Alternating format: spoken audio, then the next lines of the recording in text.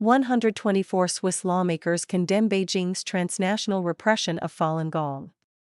A group of 124 elected officials across Switzerland has signed a declaration condemning the Chinese regime's persecution of Falun Gong and warning that the campaign has spread beyond China's borders, according to Minghui.org, a US-based nonprofit documenting the ongoing persecution of Falun Gong.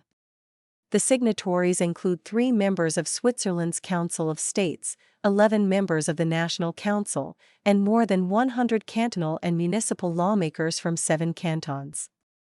We, the undersigned parliamentarians, strongly condemn the cruel and violent repression of Falun Gong by the Chinese regime, which has raged for more than 26 years in China and is now extending outside China, the declaration reads. It calls on Swiss authorities to uphold constitutionally protected freedoms of belief and expression, take all necessary measures to protect Falun Gong practitioners in Switzerland, and demand that the Chinese regime end the persecution immediately. Falun Gong, also known as Falun Dafa, is a spiritual discipline based on the principles of truthfulness, compassion, and tolerance. First introduced to the public in China in 1992, the practice quickly spread by word of mouth to reach an estimated 70 million to 100 million practitioners by 1999.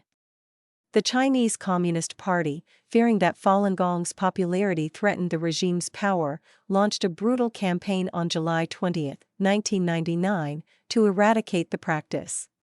Since then, untold numbers of practitioners have suffered arbitrary detention, forced labor, torture, and even death by forced organ harvesting. Repression extends beyond China. The declaration says the Chinese regime has sought to demonize and dehumanize Falun Gong practitioners while subjecting them inside China to various kinds of abuses. It also cites the 2019 judgment of the London-based China Tribunal on forced organ harvesting.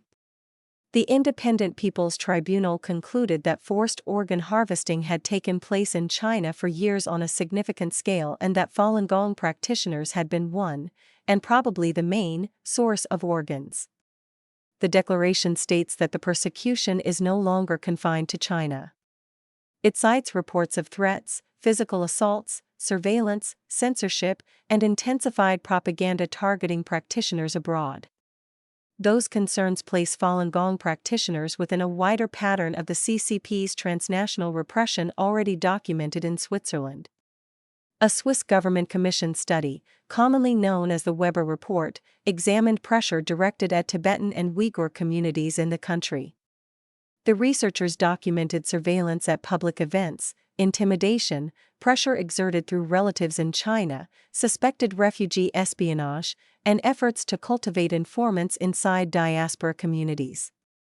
The Swiss declaration cites it as evidence that Beijing-linked repression already operates on Swiss soil. Lawmakers demand protection.